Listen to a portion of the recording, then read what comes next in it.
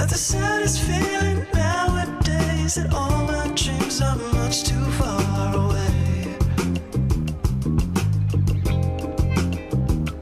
Sometimes the nights got me aching, working hours in the cold.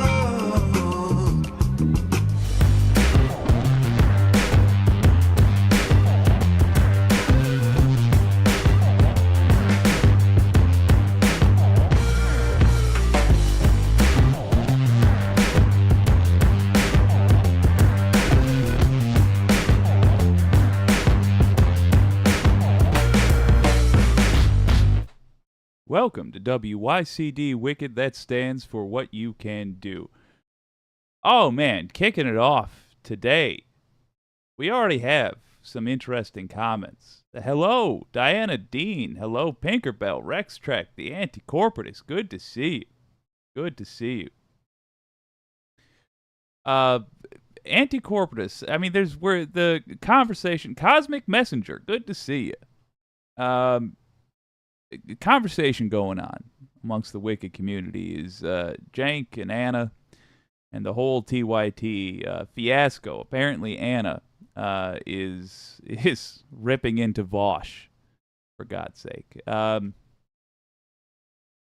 give some thoughts on that to start us off.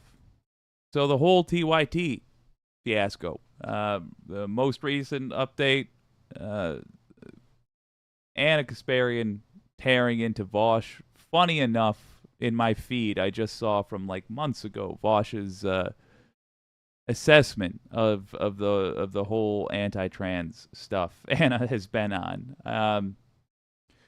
Got some interesting thoughts from the crowd here and from your old pal Jake, and let's share them. Number one, what is it to be centrist? What are the temptations? Let me see who said what. Unfriendly atheist. I can't even watch TYT affiliates anymore. F the center. That's generally, it's not been my recommendation, but that's been my personal feelings. Like it's hard for me to watch anything branded with TYT, and it's really not a moral stance. It's just, I think of Dave Rubin. I think of who's that clown? The guy that claims to be a Jimmy Dore. These con artists that got their start there and went on to be very hurtful. I think of them, and it makes me paranoid. It makes me paranoid that somebody I'm supporting will go on to do more harm than good. And again, it's not a moral stance because you cannot predict this stuff, and I don't think it's fair to hold yourself to account for predicting such things. Then we start to get into territory where it's like 40K Imperium. This person slipped up here or there, and thus they are verboten from here on out. But it is, I get it. And I'm experiencing it myself. The Anti-Corporatist said something interesting. Actually, I think that Jank and Anna are good people and good allies. And I'm going to go out on a limb here and say that what we have is a misunderstanding and a disagreement, and we should show them love. Maybe. If looking at my own feelings, though, here, and this is a gut feeling, I have no proof of any of this. It just, to me, when I see somebody who is a centrist, I see somebody who is not fully committed to one type of change or another. And in this day, like in the context of modern politics, I feel like if you are a centrist, or if you're trying to hold water for them, what is actually happening is you're just trying to appeal to a wide crowd. This is not a genuine belief. This is just an attempt to get very small things definitely done. and we're not in small things are acceptable territory anymore. We were for years and years, and if we actually had made consistent slow progress, then it'd be a different story. But that's not where we are. I mean, we got the Nazis trying to take over, frankly, and we have passed the line of we can sit on our hands about global warming, etc., etc. And I think there's a temptation that people on the far left and even, let's be real, on the far right don't have when you are a centrist appealing broadcaster, and that's to go for the money. There's built-in money to being on the far right, so you don't often have somebody who's centrist who winds up on the left. If they're centrist, it's because they're aware generally of the correctness of leftist arguments, because outside of the U.S., leftist arguments are just policy. And I give you, for example, Medicare for all, nationalizing certain industries, etc. So when I look at Cenk Uygur, I think this guy, he's probably sincere. But when I look at Ana Kasparian, particularly with the fact that some of her own arguments of late are easily dismissed by her other arguments of just 6 months ago, I think she's being disingenuous, and I don't think she is an ally. And I think she is feeling the waters and seeing how much money she could make by betraying what she believes in and pulling a Rubin. When she spoke with so much anger about Dave Rubin, which she has many times, she demonstrated that she understands what the grift is. And in my humble opinion, I think she wants to now participate in the grift because she's been doing this for 10, 15 years, however long it's been. And she wants to cash out. Super depressing. But this is just hot goss. And it's an interesting conversation. Regardless, let me tell you, I'm delighted that back in the day, there did not used to be this equivalent. There didn't used to be a left to abandon in terms of media. So if we have a big controversy over one of the most famous people on the left abandoning decency, frankly, it's a bit bittersweet, because it does make me pause and think, once upon a time, literally the only two voices in media who were genuinely on the left at this level were, or rather I should say at the level we're talking about, were like Sam Cedar and Janine Garofalo on Air America. So we've come a long way. It can feel disappointing wherever you stand on Cenk and Ana. I don't think it's worth burning your energy on, certainly. It doesn't hurt to show people love, by all means.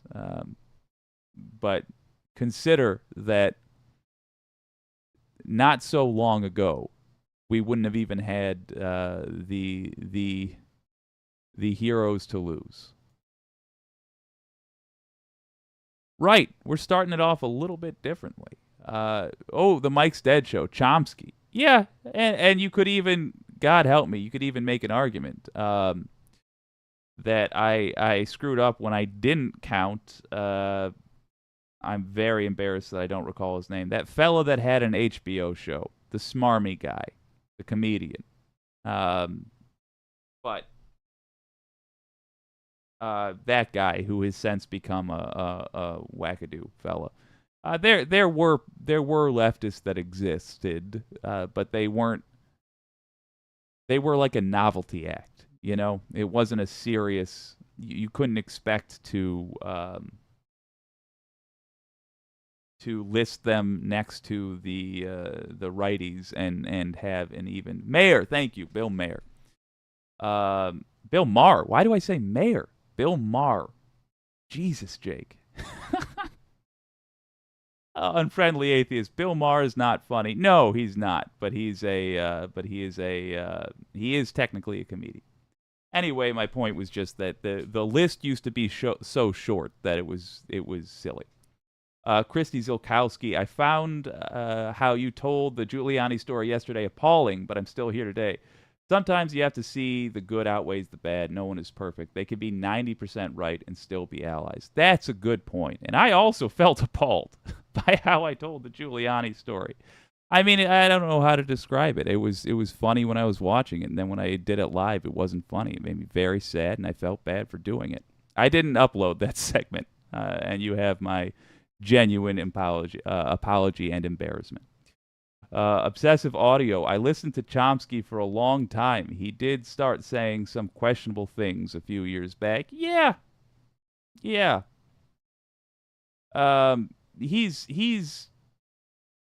He's imperfect, but like he's older than the Dead Sea Scrolls, and the fact that he has been on the side of the angels for as long as he's been around, and for as many political opinions as he's had to have to keep up with the events going on. I think it's in and of itself is a beautiful thing.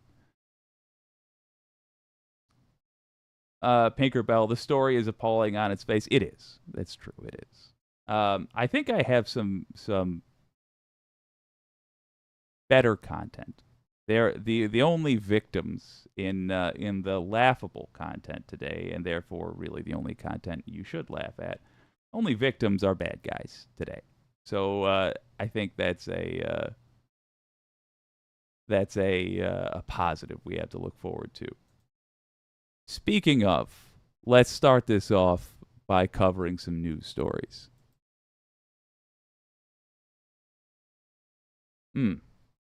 Is this Raw Story? It is Raw Story. Okay. Toxic people on the internet. Related note. Joe Rogan. I don't like him all that much. I don't like that he gets credit for being just an ignorant person when he, in my opinion, he doesn't come by it honestly. I think he plays dumb to get away with actually playing to psychopaths. Let's talk about it. Well, Raw Story is really giving Joe Rogan what for. They have done an article that I would very much like to show you. And it's regarding maybe actually holding this guy to account, maybe actually understanding that at his level of wealth, at his level of fame, the world can't give him as many passes as it does. Here's the article. With perhaps my favorite headline of the month so far. A guy with $200 million can't afford a fact checker? Joe Rogan battered for spreading Kari Lake lies. Good. This is by Tom, gosh darn it, Baggiani. There we go. Tom Baggiani. Podcaster Joe Rogan was roundly mocked after he used his popular program to push election conspiracies created by losing Arizona gubernatorial candidate Kari Lake. In his column for the Arizona Republic, E.G. Montini called out Rogan, who is known for going down absurd conspiracy rabbit holes of buying into fledgling Republican Kari Lake's claims that the 2022 election was stolen from her, despite numerous court rulings that her complaints are meritless. All right, this part is particularly galling. Brace yourselves. Last week, he told his listeners, all that Kari Lake stuff in Arizona they tried to dismiss, it doesn't look like that's invalid. It looks like there's a real fraud there. Excuse me, it looks like there's real fraud there. It looks like there's some real shenanigans there. At the very least, there were voting machines that weren't working properly, and it seems very suspicious that a lot of them were in Republican areas. There's a lot of shenanigans, he continued, and I think there's coordinated efforts to make sure that certain people get elected. I don't know how far they go, but I know it's not zero. According to columnist Montini, Rogan should take a tiny portion of his millions and invest in a fact checker, or at the very least, learn how to use Google. Joe Rogan has a history of stuff like this, he began before adding. Actually, you could make an argument that spreading misinformation, conspiracy theories, and all manner of weird and malignant fictions is what grew his daily audience to more than 11 million podcast listeners and landed Rogan a $200 million deal from Spotify. Continuing in that vein, he added, it would have been so easy to tell the truth about Kari Lake's BS assertions about the election in Arizona. As he explained, with just a few clicks, Rogan and his producers could have educated themselves on Lake's extensive history of losing court challenges before going down the election fraud road. Yeah, let me expand on that. Of course he could have done that. Of course he could have done that very easily. And I don't think Joe Rogan is dumb enough that he doesn't know that.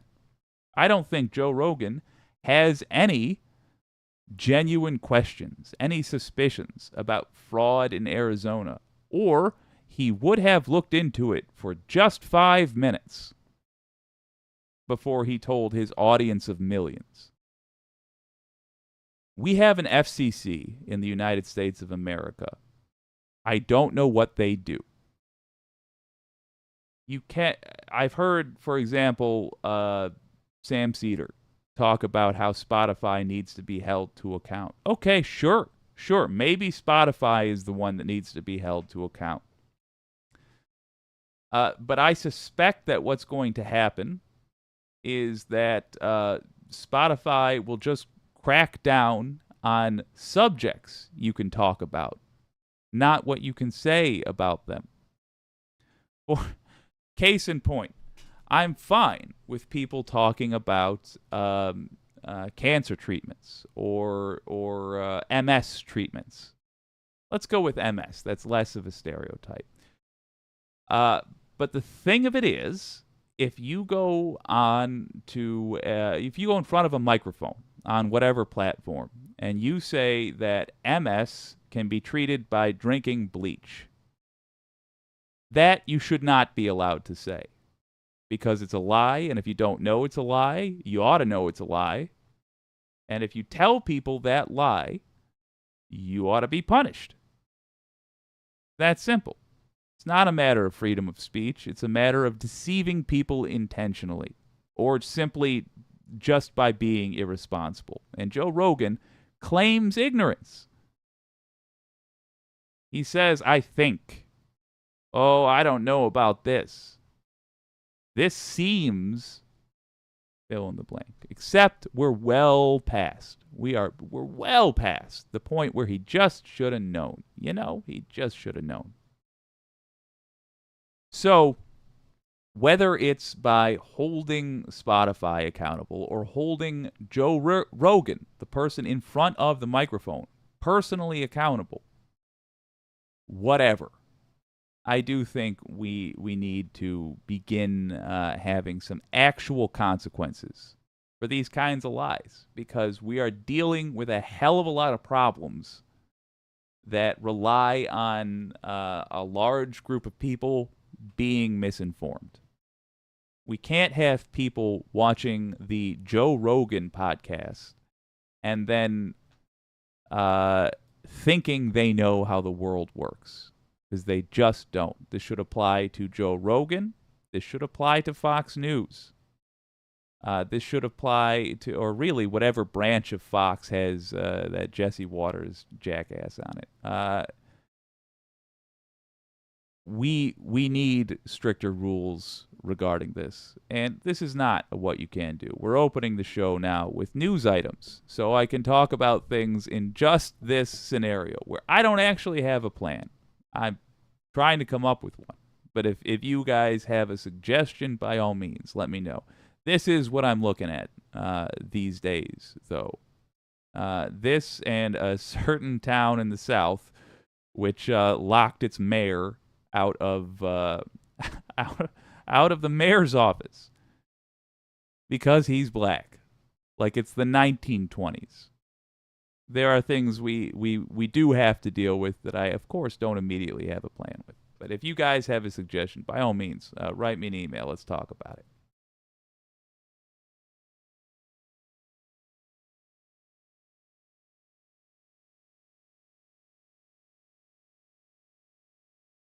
Michael Skiles, you already know how any form of moderation will play out.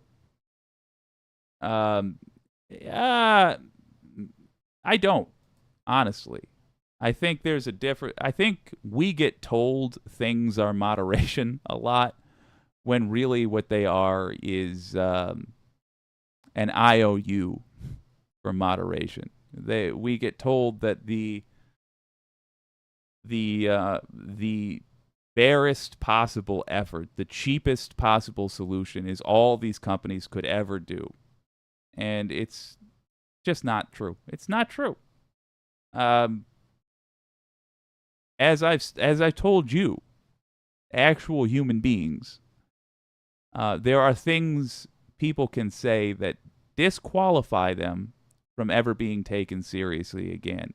I think that's true of Joe Rogan, for example. And I think if you get people killed because of a vaccine skepticism that goes beyond simply being skeptical and, in fact, being belligerent, I think whatever license you are allowed, well, you don't need a license to have a show, but whatever compensation you received over that period of time, let's say, for example, that ought to be forfeit. You're simply, if you got paid for, if you're Joe Rogan, for example, and you got paid $200 million essentially by Spotify, I don't care who gave you the money, I don't care if it was from Super Chats, you got paid $200 million essentially for lying to people, and you got people killed. If you're not going to prison for manslaughter, which I do think ought to be seriously considered for a lot of these folks, at the very least, that money's forfeit. Nope. That goes to build a new hospital to hopefully make up for your evil that you did, Joe Rogan. Obsessive audio. That's when Spotify put the warning on his show, but it was pretty soon into his contract, so Spotify kept him around. Yeah. Last time Joe Rogan was a decent person was when he was on the comedy with Phil Hartman. Yeah. The news radio. God, I like him as an entertainer. Don't get me wrong. The Mike's Dead show. I watched Rogan talk about Fallon Fox, the female fighter, as he was talking about men having a different anatomy, yada yada. Fallon was pounded out. Oh, what is that physical advantage? I don't know. Oh, Christy Zilkowski with the thank you. Absolutely, of course. And you're wholly right about your critique earlier, and I appreciate it. Domenico, I still pledge allegiance to the wicked and the real United States of America. Well, God bless you. Oh, man. There's one other thing. Oh my God, the anti-corporatist. Does anyone know what I need to do if I shorted wires while installing the thermostat? I subsequently turned the breaker off and on again once I was done wiring, but ooh, I haven't the foggiest, man, and I don't envy you. All right, this is something I wanted to talk about yesterday. It's in the news section because, again, there's nothing to be done about it, but we should enjoy those victories that we get. And unfortunately, most of our victories of late, maybe not unfortunate, but most of our victories of late have had less to do with like a political win and more to do with just seeing that the U.S. Department of Justice is still functioning. So let's enjoy this one. Oh, wait a minute. Never mind. I have a correction. Jesus, I can't. We're into the second stream. I have a correction yesterday. I kept referring to people as unindicted co-conspirators. Not accurate. The correct way to phrase that, and thank you, Foxy, for bringing this up. The correct way to phrase that is not yet indicted co-conspirators. And forgive me for using Nixon era language because there's a world of difference. Unindicted means they won't be, essentially. Not yet indicted just means Jack Smith is doing exactly what I would want him to do, which is going after Trump first, and then we'll talk about the rest of these peons. There you go. Speaking of, we have a great piece of legal news, but it's not really relevant to say, do we live in a democracy? This is more about how much power do we still retain to strike back at the oligarchs within our court systems. And it turns out some. Check out this little ditty from Miss Rachel Maddow. Sounded awesome. Listen to this. Success at ACN is not a mystery. If you don't succeed, ACN doesn't succeed. ACN uses a model with a proven track record, and it's creating millionaires. ACN, huh? The ACN thing that was supposed to make you a millionaire is this fantastic gizmo. It is a video phone, a miraculous space-age invention that lets you see the person you are talking to on the phone. The thing is, though, in order to achieve the privilege of selling this video phone gizmo, you first had to pay the company $499. Then after paying them your own $500 specifically for the privilege of becoming a salesperson for them, you then had to recruit other people to sell these video phones, or you had to sell a whole lot of them yourself. Two things. Just look. The salesman in me sees this as a challenge. Back in the day, when I was on my nihilistic bend, and it was a fun job. I do want to say I would absolutely, upon seeing that offer, I would absolutely go try to sell a bunch of these phones to an office, to a place that had branches in different areas, because CEOs love to flex, and I would not have signed up for the service until I had made the sale, at which point I would include the costs, the $500 cost, as a sign-up fee for the client. But it kills me that these didn't take off. What particularly kills me is that these phones could have been so rad, except that they were determined to screw over their salesmen. The point of the phones was not to get these phones in homes and offices. The point of these phones was to screw over people like me, who thought they'd be clever salesmen and would actually have just ended up getting fleeced by the company. And selling them turned out to be really hard because they were not really worth buying.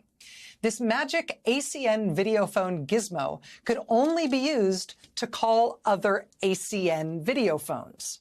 So yeah, you could maybe sell one to your mom if she loves you, but she could not use it with anyone else unless you also sold one to your cousin or your aunt, and even then they could only talk to each other but no one else who didn't have one of these things.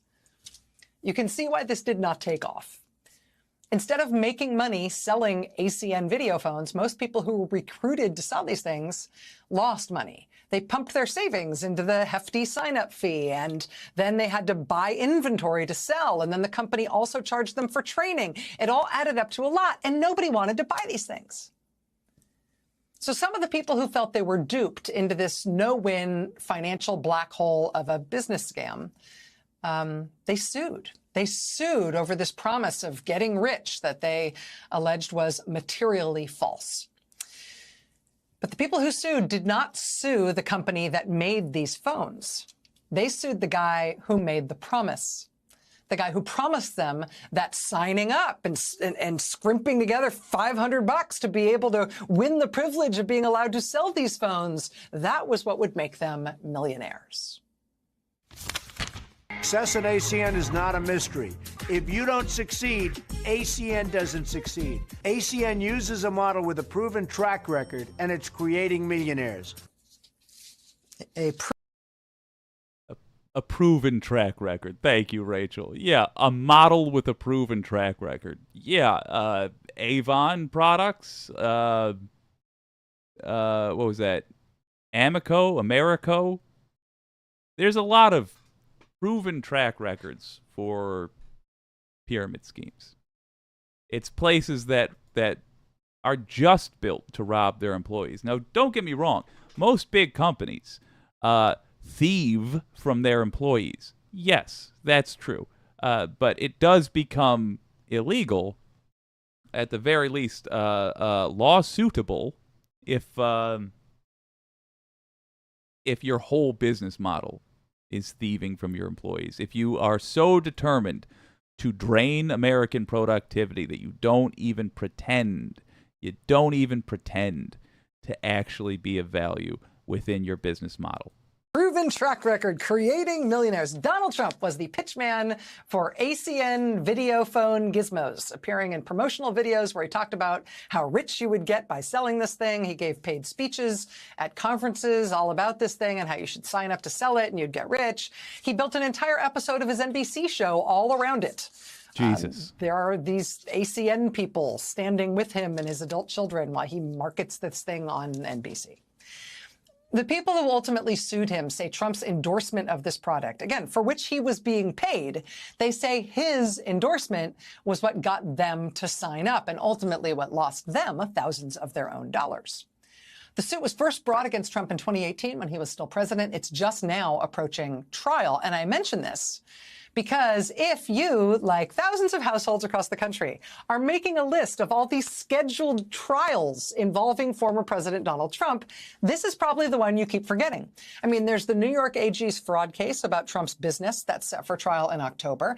There's the federal civil defamation trial brought by E. Jean Carroll. That's set for January next year. There's the New York criminal trial over campaign hush money payments, the Stormy Daniels thing. That criminal trial scheduled for March. There's the federal criminal trial on classified documents. That's slated for May in Florida. God, There's also, of course, the federal January 6th trial, which has yet to be scheduled, but looks like it'll be fast. But, and may we not overlook, sandwiched between the defamation case and the Manhattan criminal trial, there really is the video phone trial. The lawsuit alleging that Trump duped people into the video phone sales scam thing as a business scam. So if you're making a chore wheel at home for deciding who's going to be the point person in your family on each of Trump's upcoming scheduled trials, if you land on Video phone, yeah, you get ready in early January. Yes. Yeah. So another piece of news, lest you forget, Donald Trump has been a con artist for his whole career. He is a con artist and Russian mob money launderer. That's all this guy does. That's truly, as far as I can see, that's all he's ever done. The guy ran a casino business. What is the point of that, you may ask? Well, it's to launder money if you're Donald Trump, because it's a cash business. He's about the only person I've ever heard of who opened a casino and couldn't keep the thing running. Hell, I literally know a family that runs racetracks. In the 21st century, they run horse racing tracks. I know there's a whole thing about horse racing. I have since learned that it's maybe not a great pastime. But regardless, that's an awfully old-timey gambling establishment. And even they were able to make it work just fine. Trump couldn't run a casino. Why? One, he's a con artist. Two, and con artists are not genuine business people. Two, he runs fronts for the Russian mob. Real estate, same thing. It's the same thing. What happened to the old post office hotel? Why are we not investigating the Miami group that bought it from Trump from a ridiculous for a ridiculous amount of money. We're going to keep anybody associated with Trump is worthy of investigation for that reason alone. And we're going to keep seeing things like this. But understand that even though the important stuff to follow, frankly, I think is what we have followed. It's what I see other people following. I'm glad that Maddow hadn't let this go, and other folks are also tracking the various peripheral things that this guy did. We've broken the seal here, and we have decided, it seems, as a society, that we are going to finally take some of this stuff seriously. Good. Go get him.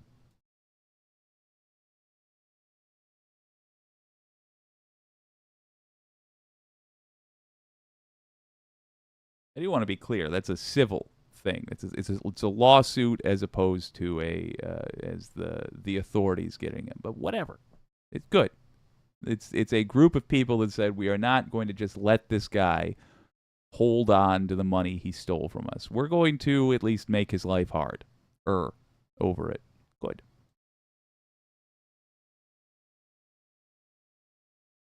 Ooh. Anti-corporatist. There's actually a FaceTime app for Android, but they sure let you know that you're the Porsche mug that's using FaceTime, and the poor schmuck I see that's using FaceTime and Android. It's like a picture in a picture window. It's not good. Yeah. Trump's endorsement is actually what got me to not do that. That makes sense. Now the Trump name has the opposite effect of what it used to. Oh, Christy Zolkowski, Trump's voice. I'm going to use it to haunt my house this Halloween. Michael Skiles, everything he signs his name to fails. He couldn't make casinos successful in Las Vegas. Yeah. Or was it Atlantic City? Whatever. The anti-corporatist, actually, apparently, he opened several casinos right across from each other and cannibalized each other's business or something like that. He did do that, and he got a giant cash influx from his father as well. I have theories about that, but they are unprovable, and so I will not make you guys feel bad for watching me with those theories. But there is actual things to do. There's things we can take direct action in tonight, if we so choose. That could affect the way the country runs. And speaking of, we got a new channel here that I want to check out with y'all. I don't accept. I should probably do an intro. Let's do it. We're going to do a Hui intro. There. I don't accept the argument that there is just nothing that can be done about the Supreme Court. They've got, if you were to ask the average media talker what can be done about the Supreme Court, their arguments essentially boil down to, well, Supreme is in the name, so there's nothing we can do. Unless we invent an ultra court, nothing we can do. No. The neat thing about America, the thing that is supposed to be useful about us, is that we can change it all if we so choose. And boy, I was delighted to hear that Kagan seems to agree. Here's a new channel. Let's have a look. A story that we covered in a previous video, I think last week, in which conservative Supreme Court Justice Samuel Alito took the bold and, I would argue, completely contradicted stance that Congress doesn't have the authority to regulate the Supreme Court. Let me say the name so I do a decent job of promoting folks that deserve it. It's Pondering Politics. Pondering Politics is the channel. All right, let's hear it, brother. He was actually himself contradicted by one of his colleagues, the liberal/progressive Supreme Court Justice Elena Kagan. But before we unpack all that, if you haven't yet, please hit that like, subscribe, and the alert bell. Here's the situation we're in. Right now, the United States Supreme Court, the highest court in the United States, is dominated by a 6-3 conservative supermajority, regressively conservative. And right now, not just in terms of legitimate disagreements over Supreme Court rulings, but more importantly, investigative reporting turning out that in many cases, conservative justices like Clarence Thomas and Alito himself have been the beneficiaries, the recipients of lavish, luxurious gifts, undisclosed gifts from conservative billionaire benefactors, right? Which calls into question their objectivity, their judicial independence, right? If they're basically, some people would say the word bribe, but when they're being offered gifts that they're either hesitant to disclose, they're late to disclose, or they didn't disclose at all to the American public and the rest of the government, and in many cases, those conservative billionaires having business before the court or potential business before the court, it calls their integrity into question legitimately. And so as a result of this, particularly Democrats in the Senate have been saying, okay, listen, the Supreme Court, you all don't get to just do whatever you want whenever you want. People in the legislative branch, people in the executive branch have to comply with ethics laws. They have regulations over the sort of gifts they can receive. Quick note on that.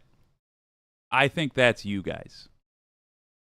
Not only would they, do I think that Democrats in the Senate wouldn't have said word one about this 10, 15 years ago. I know they wouldn't.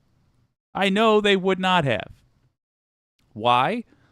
Because this was happening then as well. It's not like this is the first time we've heard about this. And I don't mean, for example, Justice Clarence Thomas and his relationship with Harlan Crow. I don't mean that this is the first time we heard about these things generally. I mean specifically, this isn't the first time we heard about Justice Clarence Thomas and his inappropriate relationship with Harlan Crow. It just wasn't looked into. And when the story broke, we talked about how it was very likely that we were going to hear more because now we know. Now we know this is what to look into. But I don't think I properly expressed what a big deal it is that the people that know to look into this saw your interest in it. This story went everywhere, and people were interested in it. That people talked about it. People wrote their representatives about it. And look at what is happening. It actually got traction this time. And keep it going. It goes on to Alito himself. Again, we've known Alito was corrupt. We've known most of these folks are well compromised. Surprise, surprise, when you see what side of the aisle they tend to fall on. But I think you guys should take a moment to appreciate yourselves in this, because the interest has to be there for any of this stuff to move. So well done on that front. And well done on having a bunch of Democrats now making noise. Where and how to disclose it. If there's that sort of oversight to prevent corruption in the legislative and executive branches, the same thing has to apply to the Supreme Court as well, especially when you consider it does apply to every other part of the federal judiciary, like circuit courts and district courts. They also have to comply with ethics rules because you just don't get a blank check. And yet Justice Alito seems to think he does. So as he mentioned to the Wall Street Journal in an interview like last week, he said, listen, Congress did not create the Supreme Court, Alito said in an interview with writers for the Wall Street Journal. I know this is a controversial view, but I'm willing to say it, Alito said. No provision in the Constitution gives them the authority to regulate the Supreme Court, period. So a couple of things there. What's he talking about? Well, Senate Democrats have said, listen, Supreme Court, if you don't want us to impose ethics legislation on you, make you behave ethically, then you all need to come up with your own binding code of conduct and present it to us and say, listen, guys, we're going to do better. Here's our code of conduct. We swear we're going to abide by it. It's no longer going to be a courtesy. It's no longer going to be discretionary. These are mandatory rules. And the Supreme Court basically gave them the finger, and they have refused to act, particularly the conservative justices on this. So in response, Senate Democrats have said, okay, well, if you're not going to do that, then we're going to pass, or we're going to try to pass ethics reforms, which will force, disclosure requirements. They'll beef up disclosure requirements. It's no longer discretionary. You will do this. There will be an enforcement mechanism. And also things like recusal. So if there is a party before the Supreme Court and you have a potential conflict of interest, like say in the case of Clarence Thomas, your wife shows up or your wife is materially involved in a case before you, you will be forced to recuse yourself, or at least if you choose not to, you will be forced to justify why you chose not to recuse to the American people. They'll have to see your rationale because right now they're not required to. Common sense reforms. But again, Alito took the bold case of saying, listen, Congress didn't create the Supreme Court, and Congress doesn't have the authority to regulate the Supreme Court, even though in at least one section very explicitly of the Constitution in Article 3, I think it's Section 2 of Article 3, it does actually use the word regulation when it's talking about the Supreme Court's appellate jurisdiction. It's like, listen, the Supreme Court shall have supreme appellate jurisdiction with such exceptions and regulations as Congress shall pass, okay? So, number one, he's just wrong. And other constitutional scholars have been scratching their head. They're like, Alito, what the hell are you talking about? Of course Congress has the right to make some regulations on the Supreme Court, just as they do with the executive branch. Do you think you're above checks and balances? So all of which is to say there has been much controversy surrounding this, understandably so. Well, Justice Elena Kagan, who is one of Sam Alito's colleagues on the Supreme Court, I think she was appointed by President Obama. She was asked about this during an interview at the Judicial Conference, and this is what she has to say, and I don't know how long the clip will play, but I'm also going to play it at 1.25 speed. So Justice Kagan is here on my screen. It's the left, but let's take a look. That Congress is currently debating whether to impose a code of ethics on the Supreme Court. And last week, one of your colleagues actually said that Congress cannot do that. And I'm curious, what do you think? You can see it. She's like, why'd you have to ask me that? Not giving me a pass in this interview. Good. And, I like the way, it's a little bit stealthy. Start off with Andy Warhol. Okay. I did read that interview. I found it a little bit hard, honestly, because of the way the interview was written, to know what my colleague, I don't want to be like he who shall not be named, was Justice Alito, what question he was answering exactly, just because of the way the thing was written. I'm not quite sure what question he was answering exactly, so I think I'll just put him to the side, but I will try to answer the question, sort of.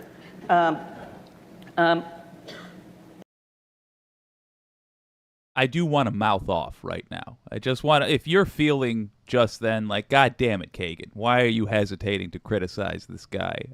Understand that your feelings are shared, but that said, it is a hell of a thing. The hell of a thing to say something that will be recorded that your coworker will hear. So I'm not going to go too harsh on her for giving Alito lots of outs here, lots of whatever you call it, chances to duck his head politely and just quietly do the right thing. So, can Congress regulate aspects of what the Supreme Court does? I think there are two polls here that seem pretty clear-cut to me. And the first is, of course, Congress can regulate various aspects of what the Supreme Court does. Congress funds the Supreme Court. Congress historically has made changes to the court's structure and composition. Congress historically has made changes to the court's appellate jurisdiction. We're going to freeze it on that face, because what the face he's making is the face I feel basically every time they talk about this. Good. Yes. When Alito was saying Congress can't do anything, the reason I feel that Kagan is right away pointing out that, well, Congress funds the Supreme Court, as opposed to citing the part in the rules that says they're supposed to regulate this thing, is when it comes down to the brass tacks. The question really is, what threat do they have to the Supreme Court? What threat can they be? How if the Supreme Court doesn't do what Congress says, so what? That's really what the question is. There's a whole lot of shalls in our Constitution. X shall Y, and it is because that means that whatever X is instructed then to do Y. But unfortunately, in our whole system of laws, we have a real problem with defining the or else. If they don't do it, so what? And right away, you can talk about, she's talking about historical cases of this or that when it has changed the Supreme Court. Fine, but that first part's the important part. If the Supreme Court does not adopt a code of ethics, which it looks like Congress will have to come up with, if they don't, what will happen? Well, they won't get their big fat paychecks, and they're going to have to look at the bribes they're taking and their actual paychecks that we give them and decide which they want more. And the bribes actually probably have more total value. But the difficult thing about bribes is you got to launder them all the time. You have to, it's Clarence Thomas's bribes have been like vacations and the house that his mom lives in. So if he wants to turn those into cash, he's got to scalp the plane tickets that he was going to get, or have his mom move in to I just assume he has a guest house, to his guest house, and sell her home. And I think it's more likely that they'll choose to keep their already quite substantial paychecks. And indeed, there's a provision in the Constitution that says something like, the Supreme Court shall have appellate jurisdiction under regulations that Congress provides, or as, I'm missing the exact words, but it actually talks about Congress having a role in our jurisdiction. It talks about Congress regulating the jurisdiction at the Supreme Court. And I think, more generally, this is not surprising. I mean, our whole system is one of checks and balances. And usually when the court talks about that, we're talking about other actors and the way they check and balance each other, or the way we check and balance them. But it just can't be that the court is the only institution that somehow is not subject to any checks and balances from anybody else. I mean, we're not imperial, and we too are a part of a checking and balancing system in various ways. All right, folks, so that was the single most important part of Justice Kagan's answer. This is the issue. Implicit to Justice Alito's argument is this idea that the Supreme Court, which again, 9 unelected, lifetime appointed jurists, are apparently above checks and balances. Checks and balances only apply to the more democratic, more political branches like the legislature and the executive branch. But apparently, Alito says not to him. The only checks and balances are only those that the Supreme Court deigns as a courtesy, as at their discretion to indulge. Hey, listen, if we want to disclose this stuff to you, we will, but we can't be made to. It's absurd. In many ways, the Supreme Court of the United States deserves more checks and balances because, and this is important, all branches deserve check and balances. They need it, right? Because they're all incredibly powerful in their own way. But the president serves for 4 years per term and has to be reelected and can only serve 2 terms max. He's constitutionally prohibited from a 3rd term. The legislature, you're talking about terms that last 6 years in the Senate, 2 years in the House of Representatives. These people have to constantly be elected and reelected and reelected. So there's a public accountability in the legislature and even with the executive branch, the president, in a way that the Supreme Court is not. Once they're on the Supreme Court, they're there for life or until they choose to retire. People say, well, they can impeach them. Impeachment is incredibly impossible. Think about it. You have to be convicted by a 2/3 majority in the Senate. It's an incredibly high threshold. This idea that Congress doesn't have the power to check and balance the Supreme Court in the way that they do the president is just, it's lunacy. And what's even more disturbing, I shouldn't say even more disturbing, what's equally disturbing in its own way, as Justice Alito basically offering that proposition, is the fact that it's celebrated by so many people. If you look at Twitter, if you look at conservatives defending the notion, they're almost gleeful at the idea of an unelected lifetime jurist who wields effectively unchecked power. That's insane, right? Conservatives, like, they spend so much time celebrating the wisdom of the founding fathers. And if there's any wisdom to be had, then surely we would agree the seminal wisdom is trying to remove ourselves from the yoke of an unelected lifetime tyrant, right? Which in that case was George III, King George III. Oh my Why God. would we then empower 9 miniature lifetime monarchs without any it's insane. It's absolutely insane. It's completely antithetical to the vision of the founding fathers. And if that's something Beautifully put. Just interrupting him to say, great job talking. I realize the irony, but beautifully put.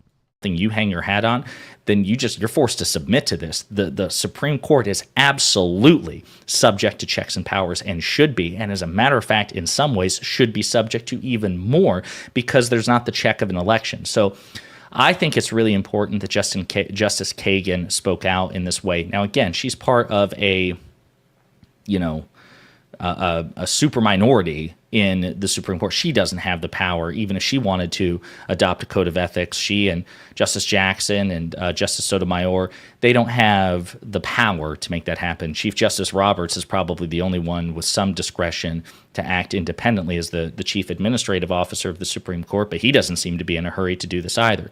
This is incredibly important, and kudos to Justice Kagan, who, by the way, as a Supreme Court justice, I mean,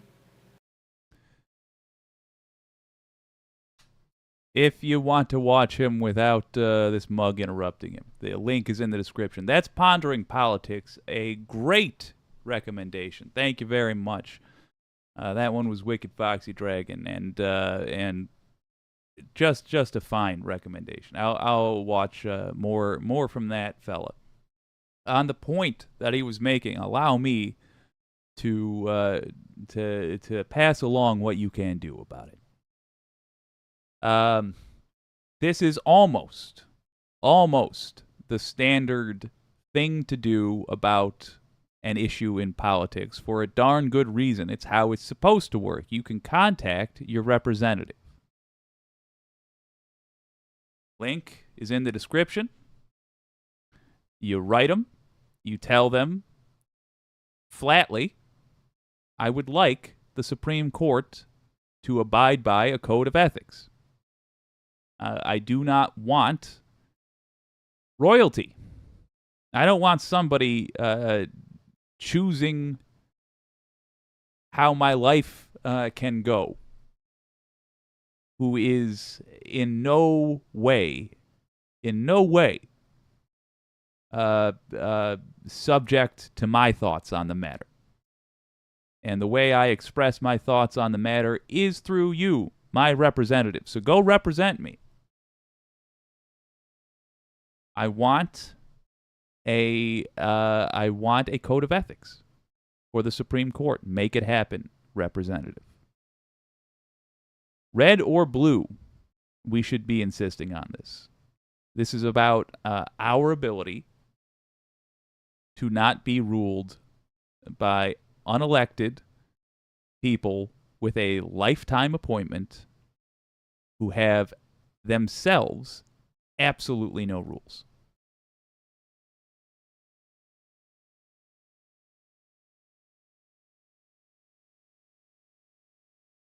Oh, let's see what the Wicked community has to say. Wireless Mike, do you have a link to this guy's channel? Absolutely, I do. It is in the description. It is under the action section. The title is Kagan says Supreme Court can be regulated. Here's a link to his video. I'll pop it in the chat. And there's also in the description a link to where you can find your representatives to email them.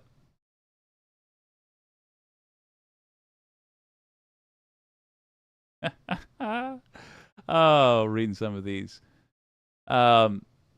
Obsessive Audio. Remember that all justices, including Kagan and Sotomayor, signed that "no thanks, we'll regulate ourselves" memo. That's true. Oh, Wireless Mike just found it. Okay, good. That's true, although... Oh, I'm really leaning on that poor screen. Hear me out on this. I don't hesitate to criticize the left at all. I certainly don't hesitate to criticize judges at all. But I don't think they had all that much of a choice in that matter. I don't think they should have. I think that was a silly thing to sign. I just understand why they did, I guess. In fact, the more I talk, the more angry I get about it. I was starting off saying, like, I get it. They did that, so hopefully Alito did this and blah, blah, blah. But you know what? No, I take it back. You're right, I'm wrong. We need to define the line of decency, and playing games like that is just silly. You're right. Shouldn't have signed it, and that's more reason why we shouldn't leave it up to them, for God's sake. So, good point.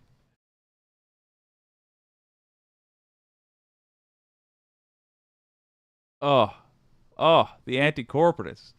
Man, the Midas Touch guys watch the website. So annoying. If I wanted to read things, I would Google things and read things, you know? Yes. Yeah, I do know. Actually, that does annoy me quite a bit. I try to keep things as much as possible in video form for that reason. Launched a website, I'm sorry.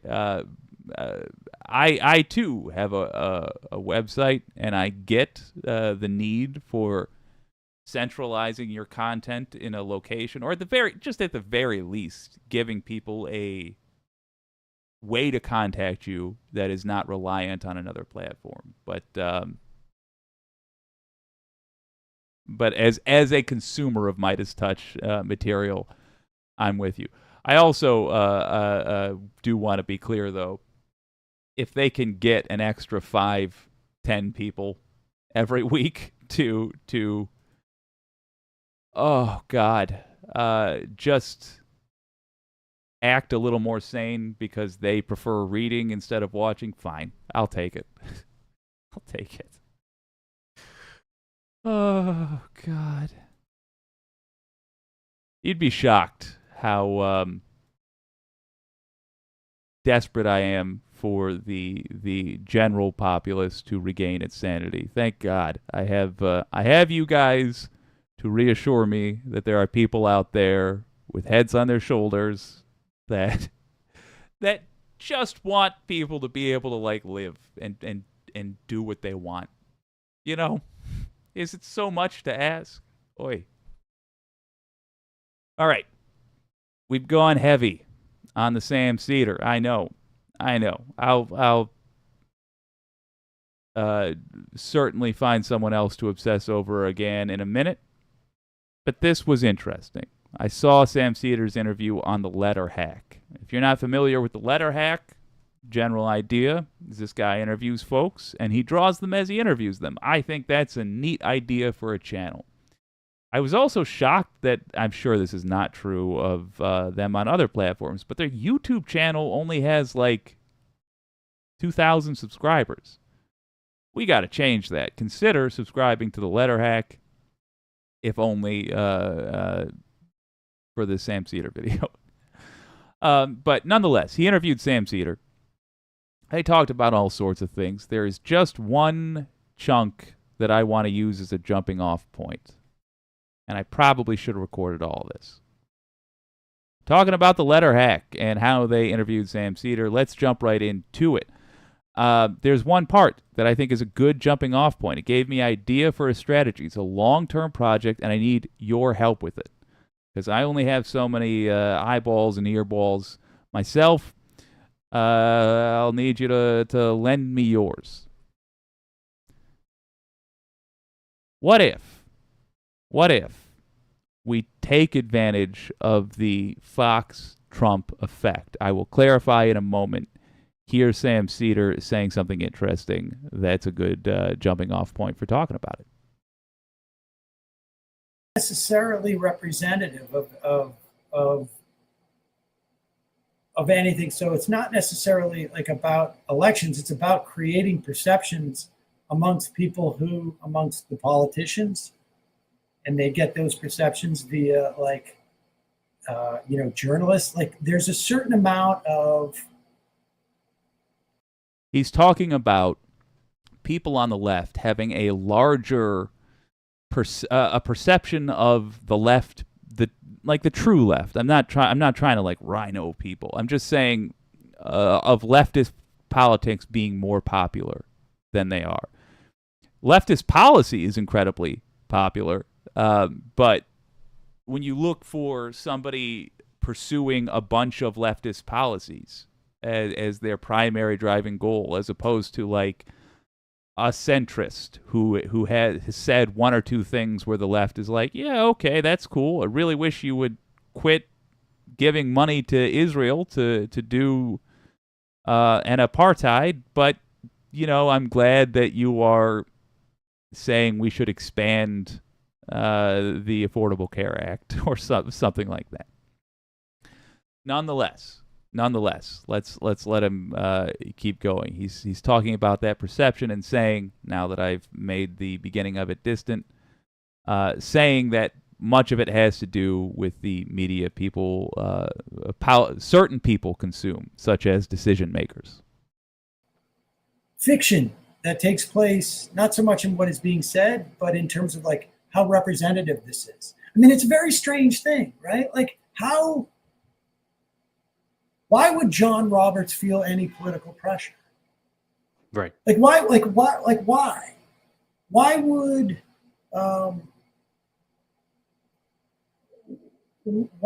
any of these entities, why would anybody feel any political pressure? It's not necessarily tangible. Nobody's coming to like kidnap John Roberts. Right. But like we're social beings, and we feel pressure from just like other people having opinions around us that are different than ours. We feel pressure. We don't want to be judged. We don't, John Roberts could do whatever he wants, and his material life is not going to be dramatically affected one way or another. Now, I don't know. John Roberts could be like going on great fishing trips with a billionaire, and that you could alienate that billionaire and he wouldn't go on those trips. But he's still going to go out to nice restaurants. He's still going to have people probably picking up his tab. Like, why would this guy feel any pressure? But he does, right? Like, and we all, why do like friends feel pressure? Like, like 3 or 4 of my friends are upset because they didn't want me to break up with that guy, and I'm feeling the pressure, or I'm not getting along with that person, or that, like, why do we feel that pressure? That's what is happening in our social media, in our politics world. We're creating pressure that is because we're social beings, and you don't necessarily need that many people to do it. So like, I don't know that we're implicating a lot of votes, But I think Right. that like the left is implicating the perceptions of people who are either delivering perceptions to politicians or politicians who are receiving those perceptions. You know, I call it, and I try to avoid this, I call it awareness steroids, where somebody has got their finger on the pulse to the. A great follow-up point. I should have let the letter hack keep going, huh? Probably should have. Oh, well. He goes on to, I mean, that interview was one of the absolute best I've heard in a while. We may do something where we're not recording individual segments. We're just showing chunks of that interview. But I wanted to talk about the point Sam Seder was making there and the idea it gave me that I would like your help with. Why would John Roberts feel pressure? Let's go further than that. Why would some of these centrists feel pressure? We've started making inroads. We really have. Mehdi Hassan was on the Majority Report, trying to appeal to that audience, and lo and behold, he goes out and starts talking about how George W. Bush ought to have been arrested.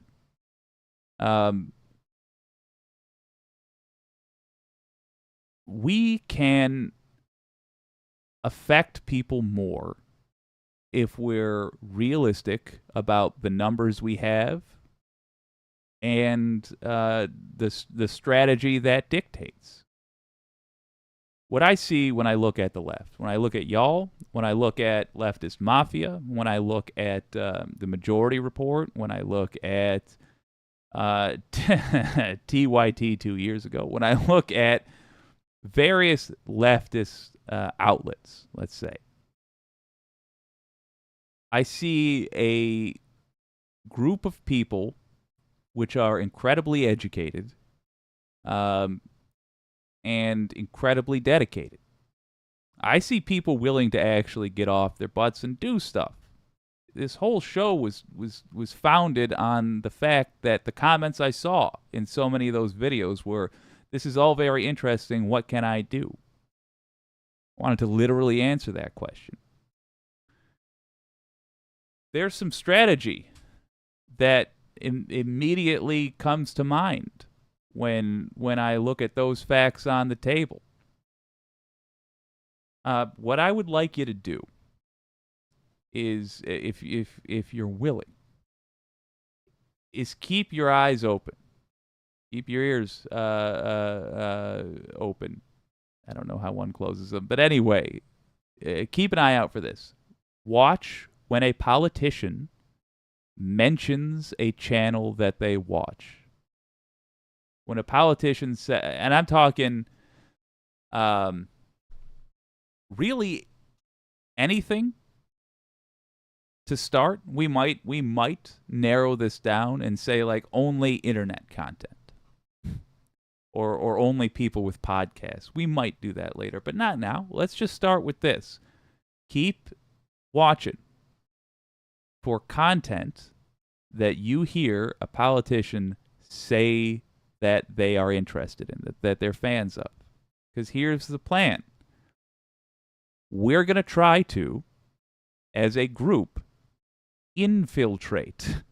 If it's The View, we're going to do write-in campaigns, trying to get them to talk about issues we want the politicians to be conscious of. Now, I'm aware of the double-sided danger to that, or rather the danger from the other side, the double-sided nature which presents a danger. There we go. It's a double-edged sword there. Because, you know, if it's something like The View, we might get them targeting these politicians with the wrong message. We're going to have to be awful tactical about it. But if, for example, it's something like the Norfolk Southern train crash, the next one that happens, making sure it is talked about and making sure aspects of it are talked about by the content which we know affects the politicians we need to affect.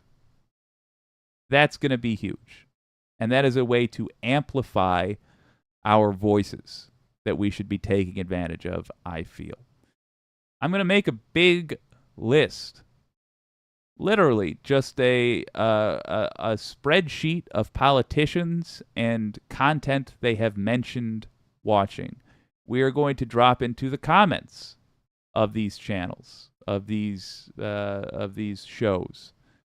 We are going to write letters and make phone calls to these folks. I will try to leverage my the nature of what I do to appear on them if possible and make the best case I can. But the idea is, if we do the work now, if we make a list of information which has been offered for public consumption, and there ain't nothing wrong with tracking it, I think we're going to have one hell of an advantage. So if you are feeling squirrely, and if you would like to help your old pal Jake out, when you hear of a politician on any side of the aisle,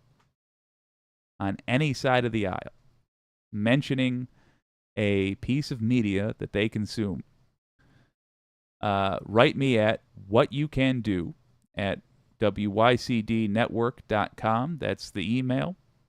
I will add it to the list. That's whatyoucando at WYCDnetwork.com. I'm going to make a gigantic list of media and who's watching it. More importantly, who in power is watching it. This will be fun. And do also toss my way suggestions strategically for what you think we can do with that information. Obviously influencing the media itself, but even if it's something as simple as mentioning the media in order to get that sort of crowd listening to us, I think that's of use. Cyberspace case. In some ways, TYT's main hosts imploding on themselves have led many to seek out other creators out there, adding to the progressive discourse. This is a good point, and support the variety of smaller channels with integrity. That's true. That's so true. I've seen folks on this channel that are refugees from that. You are correct. Domenico. Oh, I missed it. Oh, because centrists all feel the right side not too far behind them. Yeah, it's probably a good way to put it. The Mike's Dead show. He was convicted in absentia too. Oh, Wicked Foxy Dragon, hello. Good to see you. I don't know to what you were referring in our chat specifically, but I'm excited. I'm excited to hear about it, man. Domenico, I did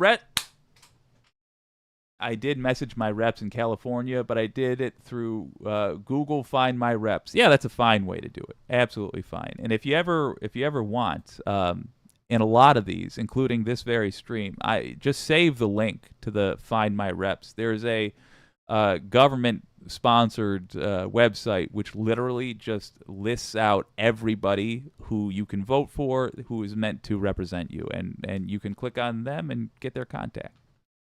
But any old way you do it, it's fine and dandy. My God, thank you for contacting them. The right, like the wrong side of the right. Oh, okay, fair enough. Fair enough. Oh, and this is just me as I set up the next thing, flying off, shooting off at the hip here. But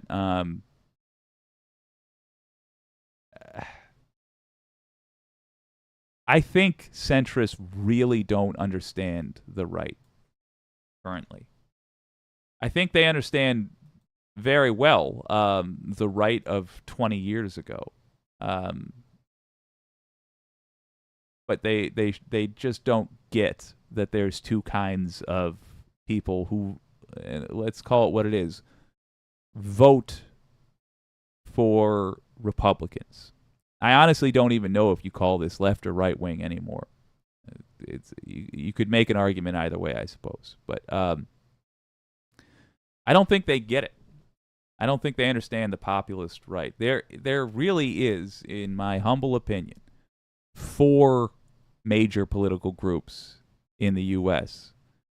And it's like the D&D chart. You know how you got lawful and chaotic, and then you got, or rather, I should say, lawful and then chaotic, and then you've got good to evil. It's very much like that, but you replace good and evil with Democrat and Republican. I have a moral judgment. That's not what I'm saying here, though. And you replace lawful and chaotic with corporate or populist. You've got Democrats who are, let's call them corporate Democrats, who are obviously corporate. You've got leftists who are populist, largely. I'm just saying in terms of my understanding of the definition of the word. Then you've got in the right wingers, corporate, that's the GOP, and populist, that's MAGA. And I feel that MAGA has been misled badly. The things that they say they want to accomplish have nothing. Like the broad, let me say this, the broad things they want to accomplish have nothing to do with the individual things they campaign about. And unfortunately, for those who are leftists, or rather centrists online, it's all MAGA online. That is what represents the right on the internet, because the folks who represent the traditional right, which is still a mighty force as far as things go in the U.S., it's not. I don't think it's that they don't watch this stuff. It's that they tend not to chime in all that often, and that's where I feel many people get misled. Happens for us too, to a degree, but not the same one. Let's go into just some fun stuff. Well, you know, I got nothing against laughing at bad people when they're down. I feel bad about what I did yesterday. That was kind of a gross segment, but I don't feel bad about this one. This is good. This is what should be happening. Mitch McConnell got booed. I'm not going to laugh at him because it's not hilarious. It's just interesting. Mitch McConnell got booed in his home state. Ooh. At a gathering he's been going to for as long as I've been paying attention to politics. It's interesting. It's not necessarily great news for the immediate, because we need Mitch McConnell keeping the Republicans literally lawful, literally operating within the bounds of the law. We do, love him or hate him, let's be honest, hate him, we do require somebody serving that function in the Republican Party, so long as the Republican Party exists. But let's also not mince words about who this guy is. His political career has led to the kind of savagery which you're about to see. He has backed people that encourage Republicans to be rude, to stay ignorant, to believe in conspiracy theories, and to be just cruel. Here he is trying to give a speech to the crowd he created.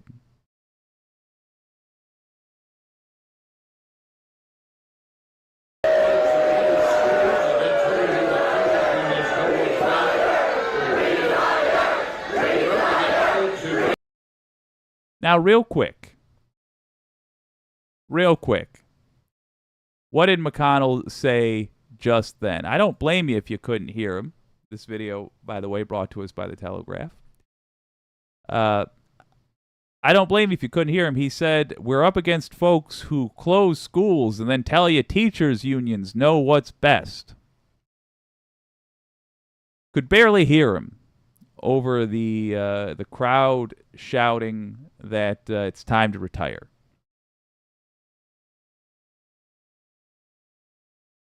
He is reaping here, the Grim Reaper, as he likes to call himself. He's reaping what he sowed. Let's keep it going.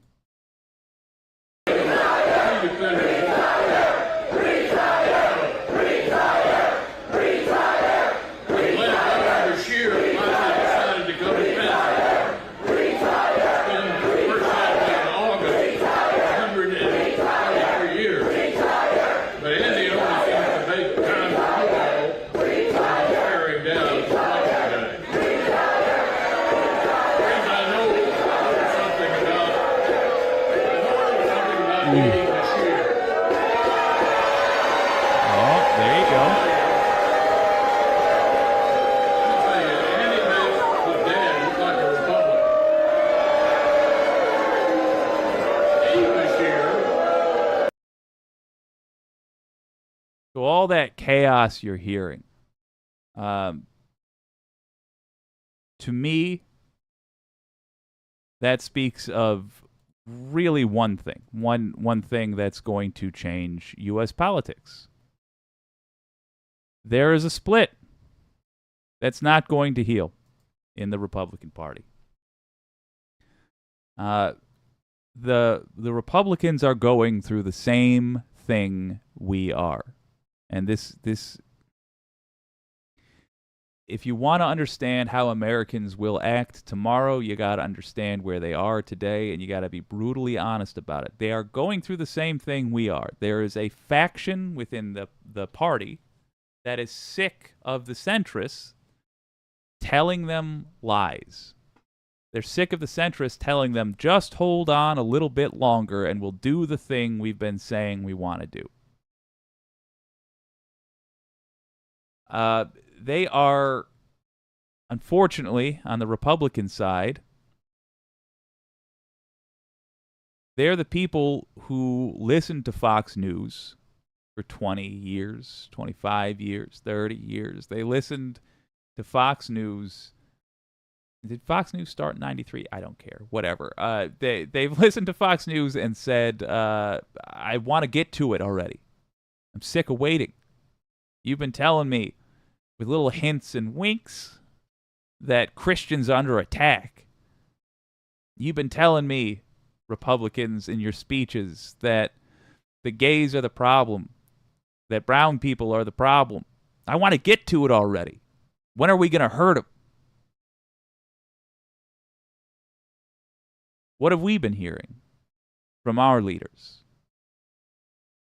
We've been hearing,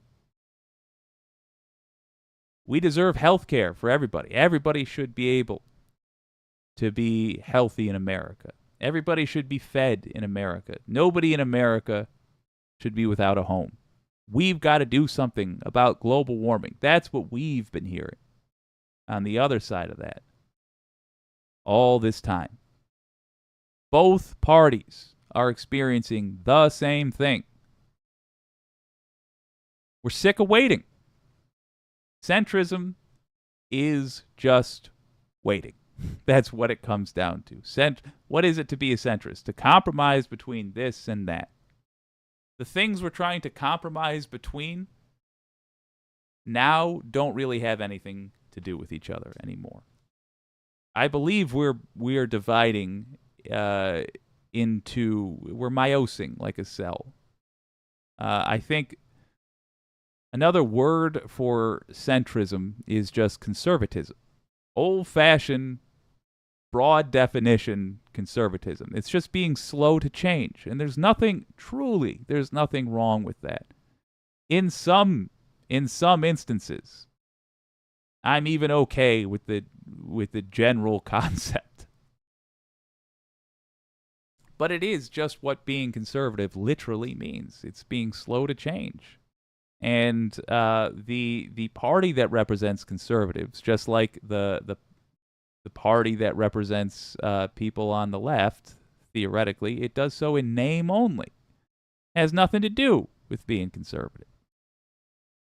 So I'm fully of the belief of really two things. Number one, what MAGA's pushing for, the actual things they are saying should be laws. You literally cannot run a democracy like that.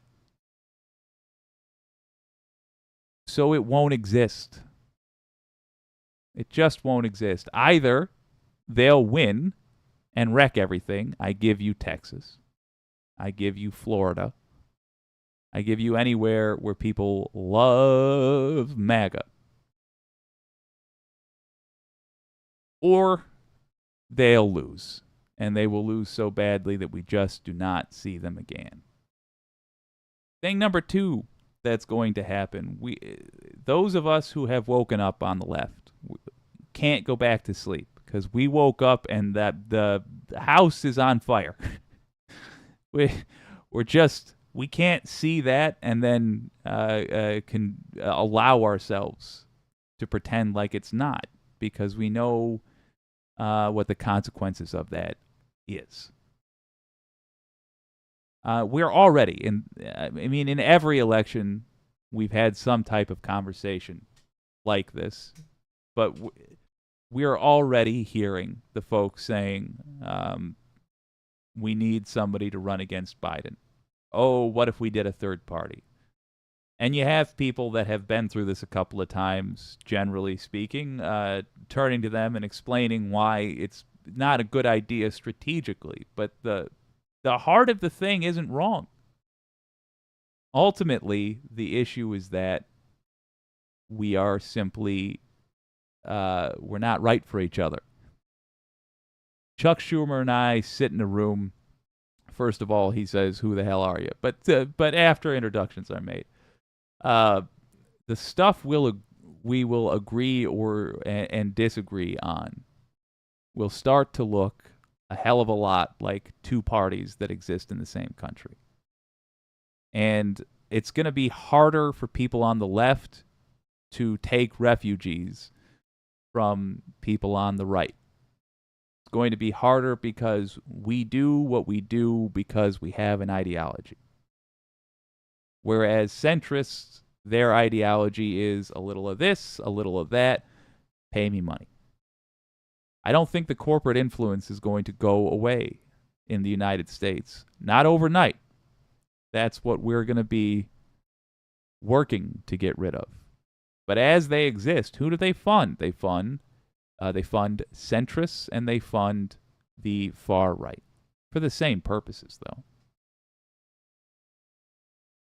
So if the far right makes it so that Republicans simply can't exist anymore, they cannot win office anymore, well, they're not, the best of them won't want to keep playing for a losing team. If Democrats find the same thing starting to happen, which, by the way, I encourage us to make happen by voting heavily in primaries and telegraphing our votes in those primaries, telling people exactly why, anyone who will listen, exactly why we're voting the way we're voting. I foresee, just like we have about once every 100 years in this country, a political shift where the parties no longer mean the things they used to mean. I don't know. I just think it. And regardless, I'm glad that Mitch McConnell had an uncomfortable speech because he's basically the devil.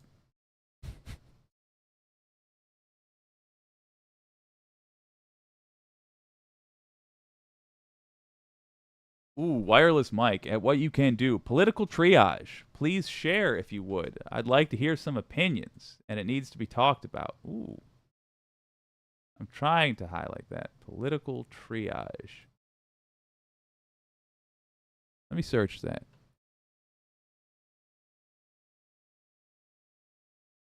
Is that a? Let me go back up a little bit.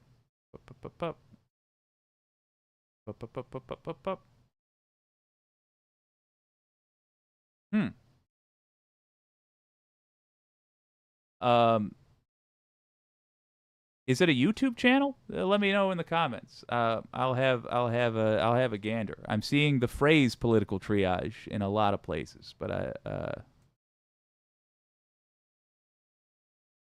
I don't see the specific thing. Domenico, okay, dear Jake, should I just invite for who I happen to be? Should I just vote for who I happen, or invite for who I happen to be as a Democrat, or just be patient and tolerate, accept more of the same from Biden? It's a good question. Triage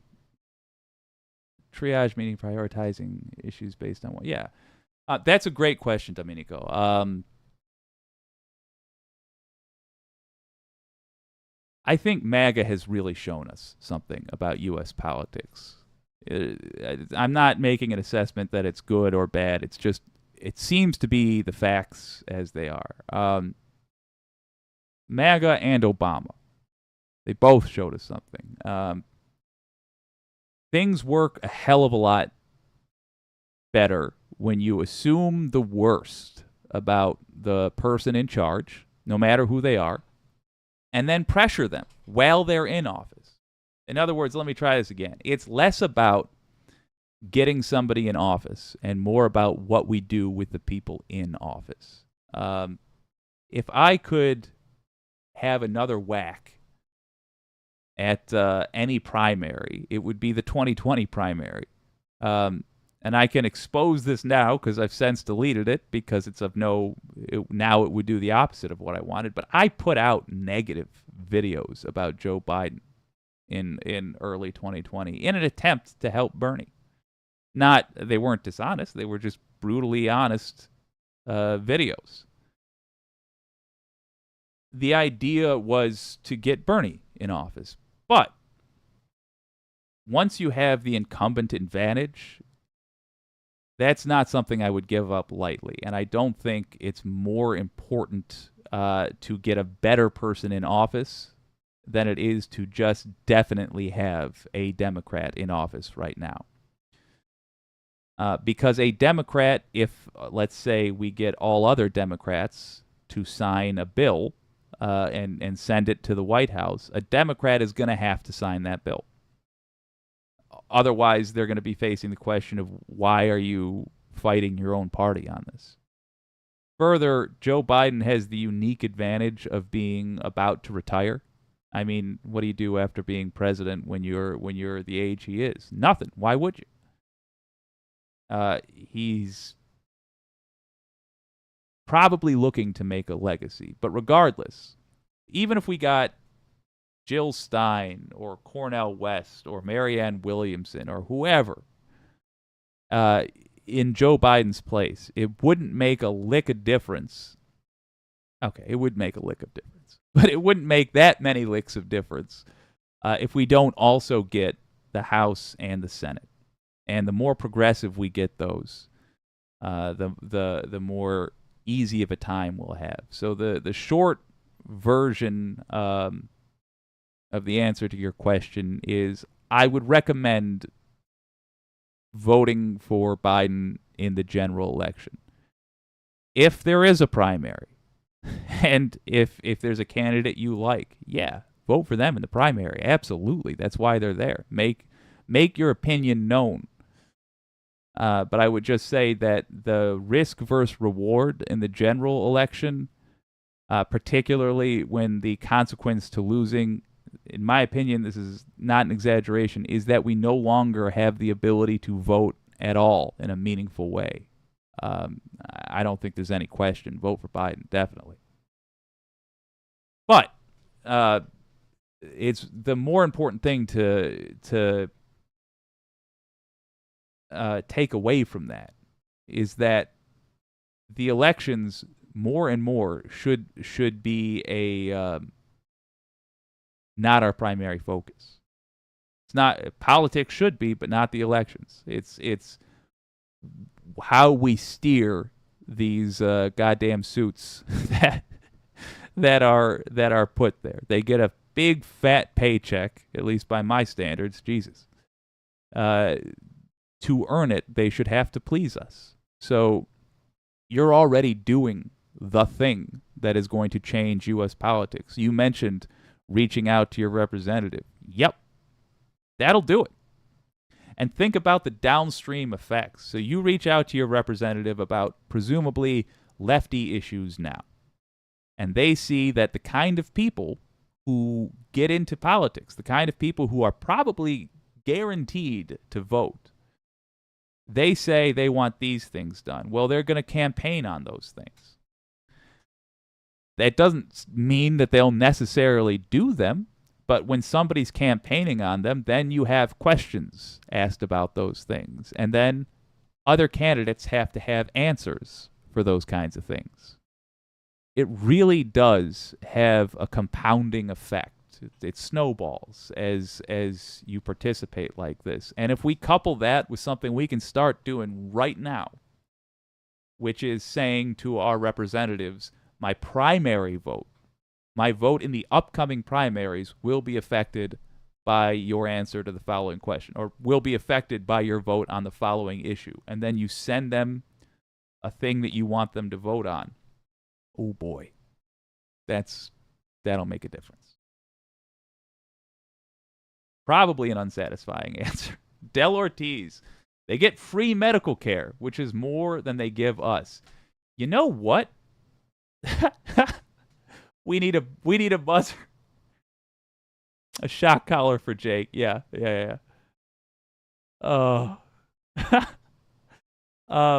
We're going to go to Del Ortiz's comment in a minute because I have some bullying we can do of our representatives that I really want to do. Domenico, yes, but Jake, man, you are a real American hero for me. Oh, thank you.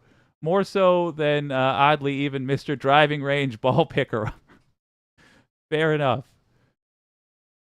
Del Ortiz says they get free medical care, which is more than they give us. Here's a question I have. Why do they have it and we don't?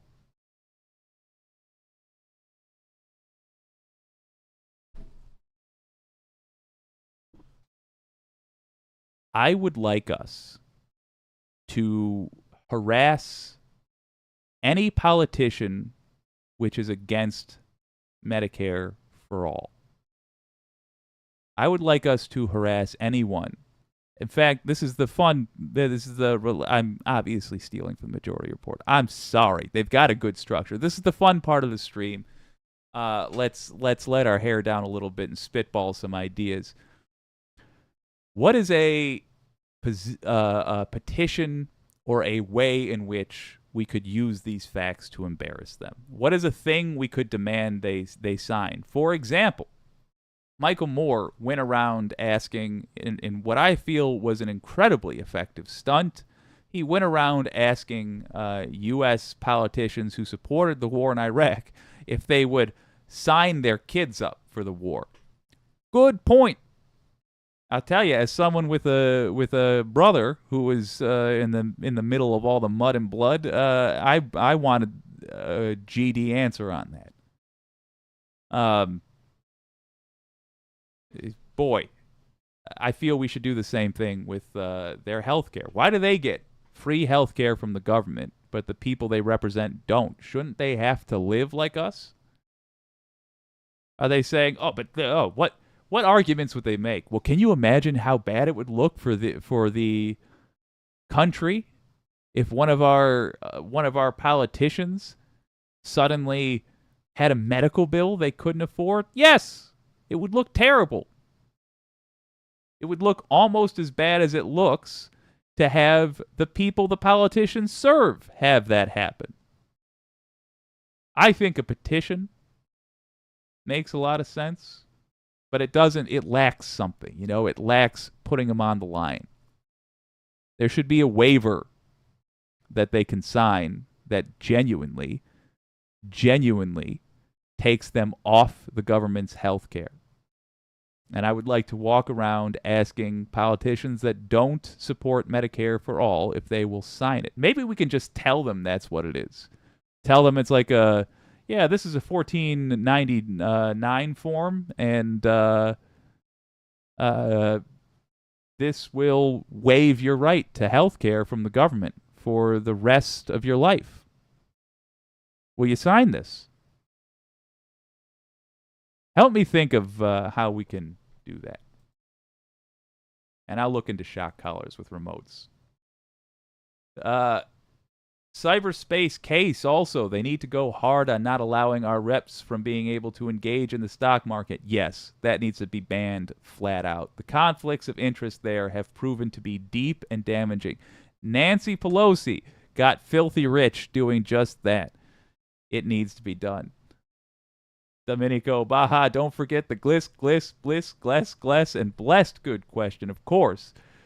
Just the regular good questions with nothing to do with any religious connotations. Fair enough. Oh, gonna make some din. Don't blame you. Mars Falcon, British conservatives have been doing the same to the NHS across the pond. Talking to Obsessive Audio there, that is what the right wing is, protecting unjust hierarchies, well put, and building new unjust hierarchies. Good God. Oh. All right. Hello. I'm looking. Boxy. Earlier. Ooh. I'm looking. What do you want me to see? I see the post. Should I read it on air?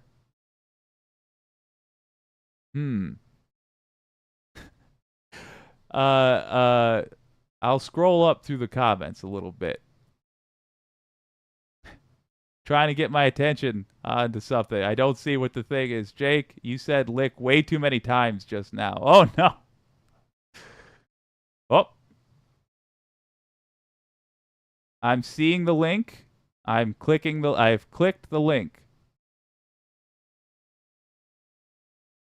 Scrolling down. Oh, it was what Wireless Mike put together.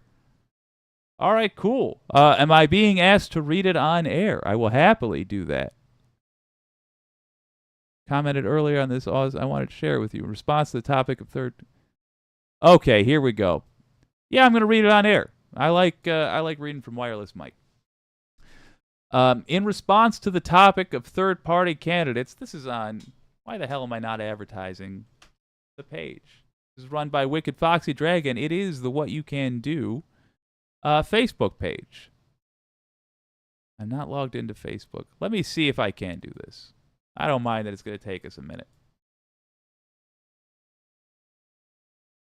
We'll look at it together.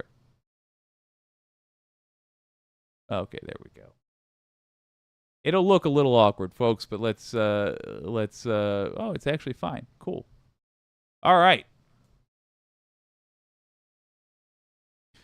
This is from our own Wicked Foxy Dragon posting about Wireless Mike's conversation. In response to a topic of third-party candidates, Wireless Mike gives the perfect explanation of the situation. I applaud Professor West for bringing attention to important issues in the stance of the Green Party. I worry, though, that his run will pull votes away from the Democratic candidate at a time when the election of any Republican candidate could, and most likely would, spell the end of democracy in this country. I'm all for a strong third or even fourth party, but for now, the focus should be on getting Republicans out of office, from the state to federal, to prevent them from continuing to be persistent obstacles to any meaningful changes that make a third or fourth party even possible. Until there are enough people in Washington who are willing to get money out of politics and actually fund social initiatives, the game will always be rigged against any attempt to change the status quo. At this point, we must consider any political moves as triage. You have to stop the bleeding and remove the bullets before you can clean and close the wound. Wow, good analogy, and that's very true. Only in terms of the politics. I am not a doctor. Only then can the thought of healing and rehabilitation be considered. Remove the bullets, get as many Republicans out of office as possible. All of them, if possible. Take majority control of both branches of Congress and the White House. Elect as many Democrats in state and local elections as possible. Stop the bleeding. Stop the constant flow of money from outside private donors and lobbyists in the halls of government. Stop the corporate welfare and the tax breaks for the wealthiest people in the country. Let me add to that, You do that by contacting those Democrats you got elected and telling them, this is why I got you elected, and I will remember this, and I will be outside your office with embarrassing signs and the local news on my heels if you do not vote as I've asked you to vote.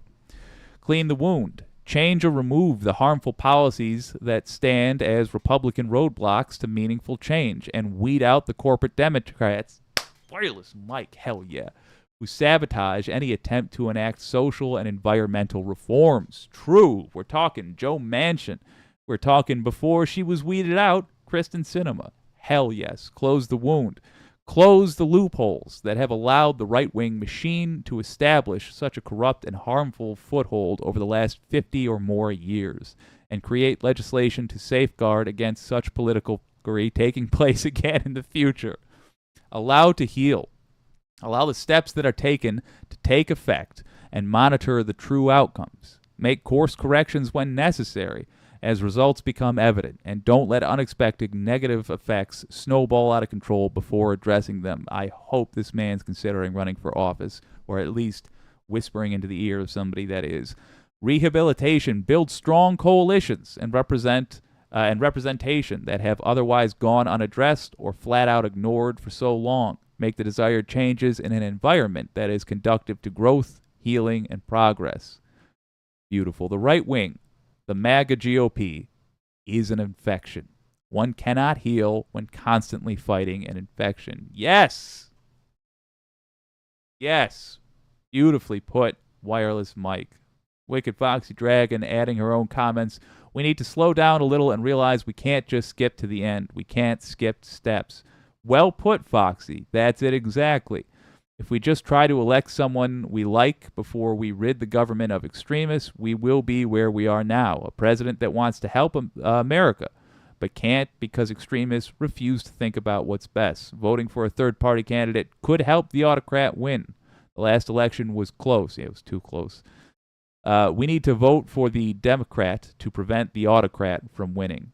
I know it's not ideal, but our democracy is at stake. We need to do everything we can to prevent the autocrat from winning. Special thanks to Wireless Mike 73 for your awesome take on this subject. Agreed, Foxy. That was my favorite segment of the night.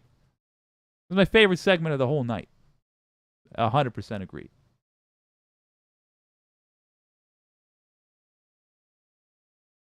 I would add, if you're feeling burned out a little bit, if you've heard something similar before, we got to vote for the centrist Dem,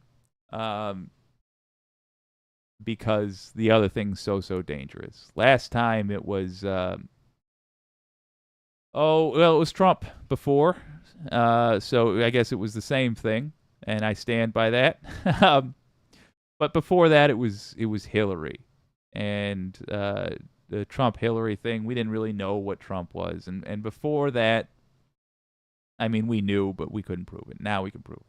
Before that, it was, we don't want McCain. We're going to get even more Iraq war. And then look what happened with Obama. We got more wars in the Middle East. Just hanging out there for his entire presidency. I get it.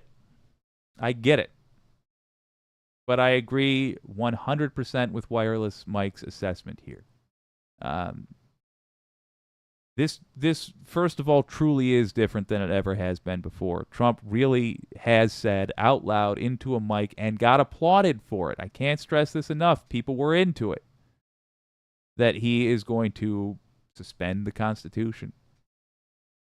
Just you, me, just get rid of us. That's what he said. We can't risk that. But forget the direness for a second and imagine we live in boring times.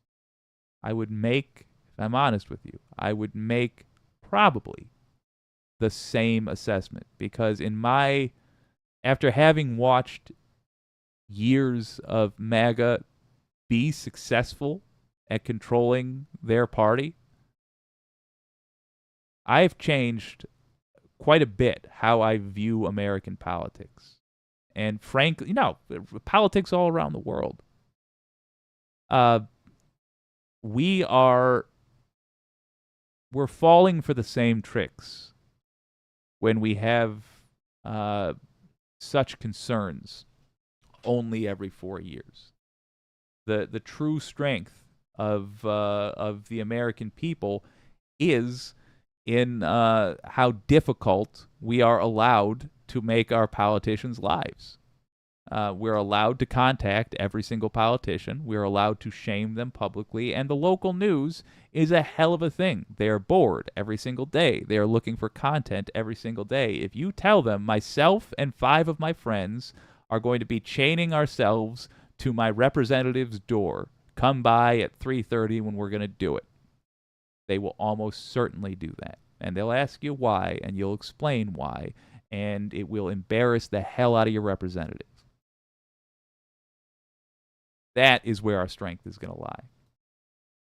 That and letting them know that we're going to hammer them in the primaries. The anti-corporus Obama. Yes, indeed. Rex Trek, I care about most people's rights. Okay, well, fair enough. Better than none. Oh, Deborah Kempthor, beautifully written, Foxy, and Wireless Mike. I'll definitely join your Facebook group tonight somehow. I sure do love your. Oh, thank you so much, man. Yeah, join Foxy. I have just one social media thing that I follow, and it is it's the What You Can Do, as featured on Facebook. And by the way, Foxy, sorry I haven't said this to you. I am going to start doing occasionally some Facebook-only videos. Probably it'll be stuff like I'm about to show you. I promised you this yesterday, folks, but I just wasn't feeling it then. Today I'm feeling it. And I'll tell you, it's because Shark 30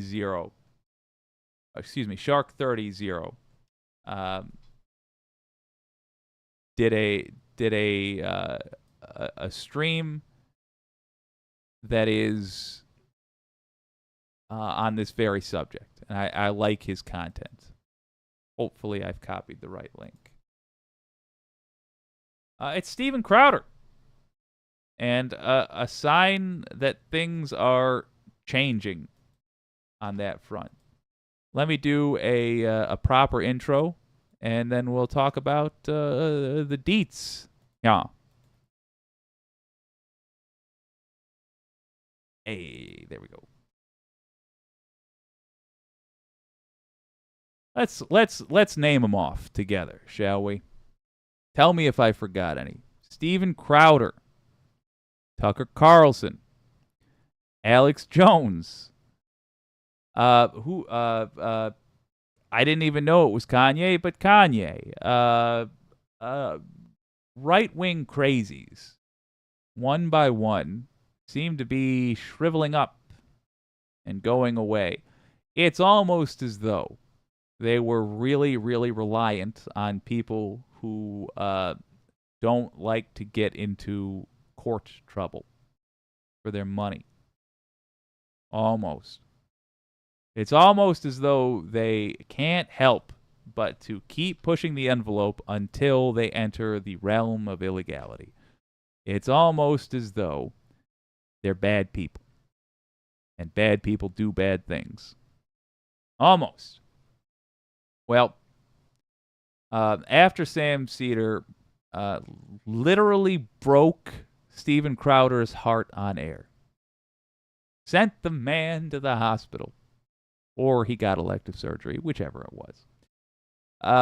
After that, there began a downfall for Steven. This guy got divorced after busting the chops of people that get divorced, rather cruelly.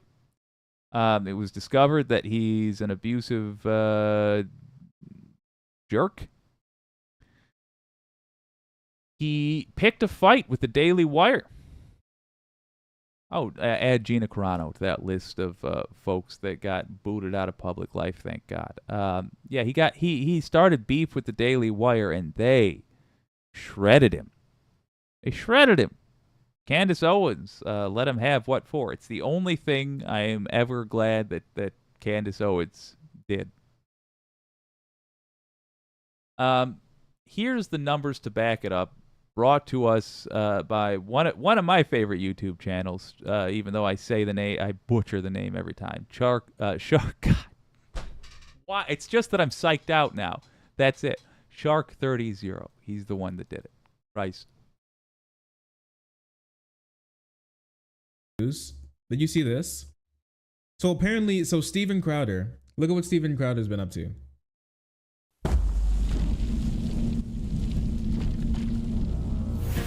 There's this right-wing blowhard. Real quick, he's showing just Steven Crowder, a new trailer he put out. That's all. It's an attempt to save his channel. Named Steven Crowder. Steven Crowder, despicable guy. Steven Crowder, boy. shall be referred to as Steven Cowder. True. More like Crowder, more like coward. He literally won't recover from that.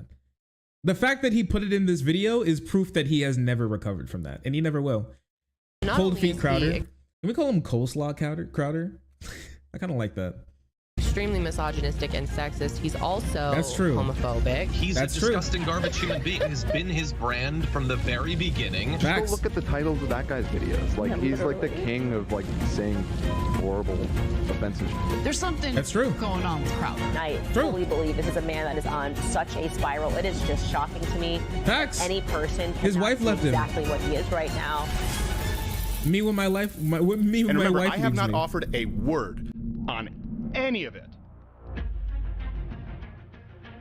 You want something to change, it starts with love. It starts with love for the truth. But love without truth is meaningless. A love based on a lie is just that. It's a lie. See, all the attacks in the media against Steven is because they're scared. We are in an ideological war, and we are at a potential tipping point in this country. What the hell is that? Okay, I'm getting out of here. Bro's covered in. Oh no, another. Oh no, he's doing. Wait, he's doing it again. He's having men be naked around his street, like recording compound again. He had to add the sexual harassment of his own staff into his promotional video. He actually can't help himself. But that's not what I was talking about. These guys can't help themselves. Hold on now. Look, if this is your old pal Jake here, you know what I want to see. I want to see those numbers. All right. Shark 30. Yeah, we got the mic. Shark 30. Showing exactly why Steven Crowder is trying this new tact. Being one of them. Shout out to my bye boys in chat. I've heard your cries and I've seen your struggle. He's not beating the allegations. That is true. What is this?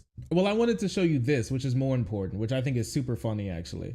I want you to take a look at Crowder's we go. Yes. Rumble. You know how so you know how Steven Crowder moved to Rumble? What he's doing right now, this is a promotional video for his for how he wants to do new shows and he wants to do more stuff on Rumble.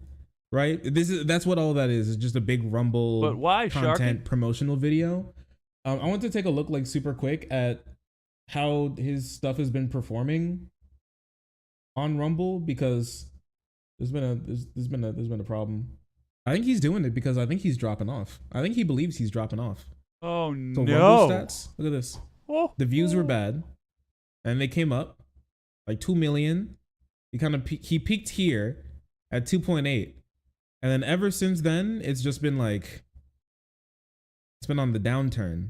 Like a lot actually, like a big downturn honestly, like worse than how he started type of downturn. I'm gonna be honest. Bro's flatline. Look at that. Channel performance over time has just been falling off. They haven't been posting, and even when they do post, the views still keep going down. Truth be told, that's all I really wanted. Was that right there? But I felt bad looking it up on my own after I saw it from this guy because he did the work. So if you want to see the whole breakdown, Shark 30, always entertaining content. He breaks it down, but I just want to talk with you all about that right there. Ooh, sign of the times. Sign of the times. These people cannot help but act like they are. I include Steven Crowder, Alex Jones, all these wretches who make a living off being terrible and encouraging other people to be terrible. Let's just talk about it broadly. They encourage people to be bad. And you know what? Lord knows I'm sympathetic if you yourself are not exactly a saint. I care more about what you ask other people to do and whether you take responsibility for the fact in the communications business. Be you a journalist or even an actor, if you take responsibility for the content you create. Steven Crowder creates I'm just going to leave it up because it feels good to see. He creates dishonest content. And I say that meaning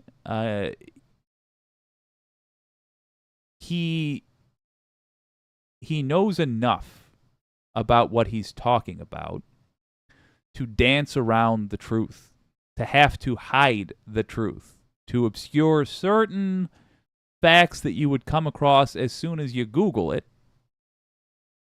from his audience, because he knows those facts don't support his case. Why, for example, and I bring this up with intention, why, for example, did he duck out of the Sam Cedar debate? If he was ready to debate Ethan Klein with those same arguments that he had prepared for Ethan Klein, not work no matter who he was debating, because he believes theoretically that he's correct, right? So why wouldn't he? Well, I'm asking them right sarcastically there. The answer is wrong. No, he does not believe. He doesn't believe in what he's talking about. He knows he's a dishonest actor.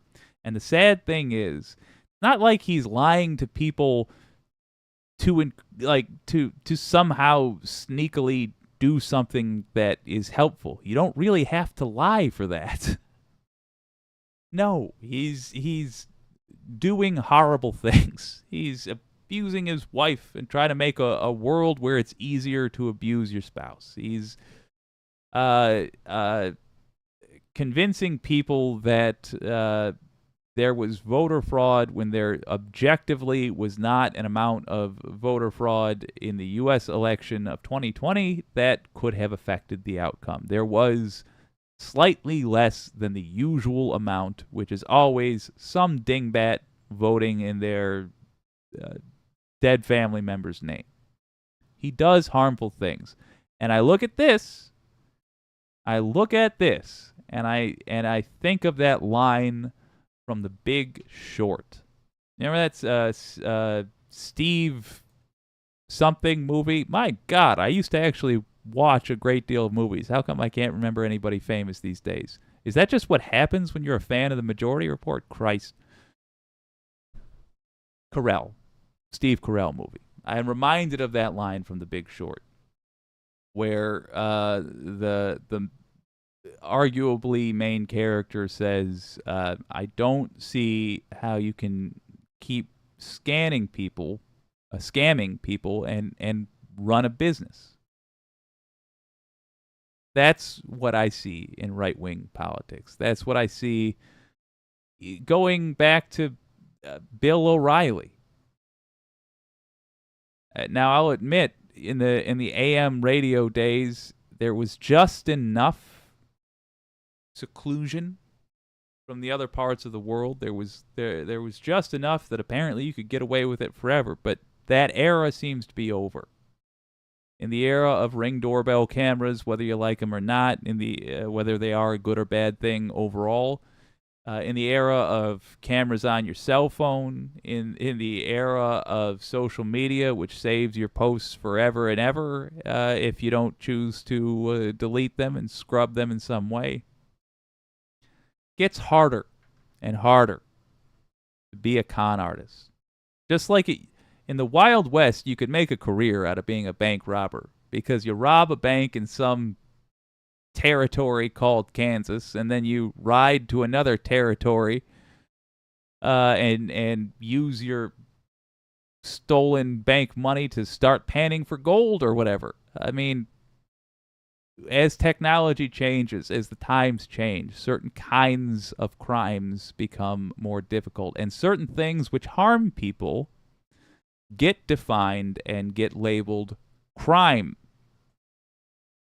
I think we're entering that era, and I think as Alex Jones has demonstrated in court, as has Fox News, and as Steven Crowder's viewership drops off because it becomes, in my opinion, embarrassing to be a fan of his, not that they like his content any less, it just becomes more embarrassing to share, say, on your social media, Louder with Crowder, because the most recent story about him is that he, what? Is it the one where he abused his wife, or is it the one where he forced his employees to look at his schwanz? Embarrassing to share. And it's harder to sustain that con. I think it's a good thing. And I think Shark30, whose channel name I'm going out of my way to say multiple times so it locks in there, I think he did a commendable job pointing out the reality that Crowder's going through now, and I just want to say, look, Steven, I know you watch the show, and from one human being to another, truly, I wish you nothing but the worst.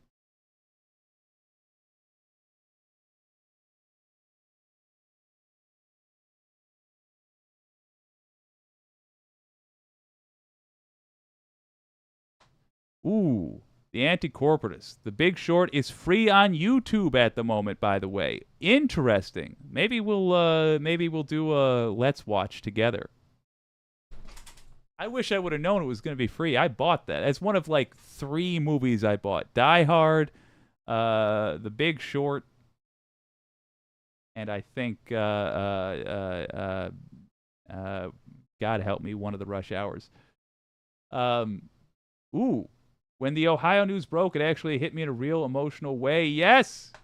Oh, now I got to look at the Ohio news. I'm sure it's slightly up in the comment. Ohio, let's look at it together, folks. Election results 2023. Oh. Columbus Dispatch. I haven't even seen... Wait a minute.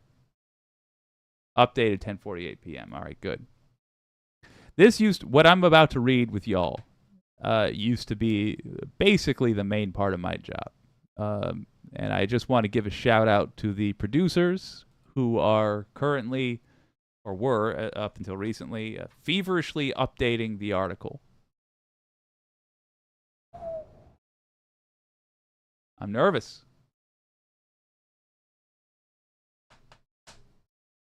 All right, folks. Reading it live with y'all. Ohio issue 1 is projected to fail after voters went to the polls for the August special elections. It passed. Hell yeah. If passed, it would have required 60% of voters to pass a new constitutional amendment instead of the simple majority of 50% plus 1, not 1%, but one single voter. Required citizens who want to place an amendment on the ballot to collect signatures from at least 5% of voters from the last gubernatorial election in all 88 counties instead of the current 44. Eliminated a 10-day cure period that allows citizens to replace any signatures, my God, deemed faulty by the Secretary of State's office. Decision Desk HQ, an election results reporting agency providing results and race calls for the USA Today Network, Ohio, called the race around 8:09 p.m. The Associated Press projected that issue 1 had failed at 9 p.m. Ohio. Tonight, you ought to feel proud. You did good, Ohio. Well done.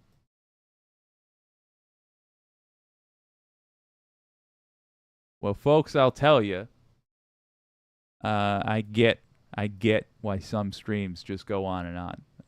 They're a hell of a lot of fun. It's fun hanging out with y'all and talking about this stuff.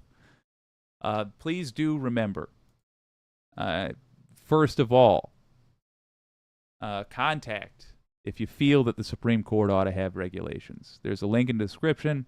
Contact your representatives and tell them that you believe the Supreme Court requires ethics standards. It's that simple.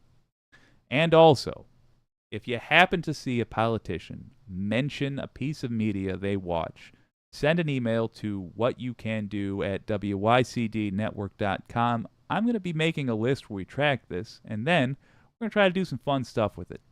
We're going to try to get some of our adversaries to do our work for us.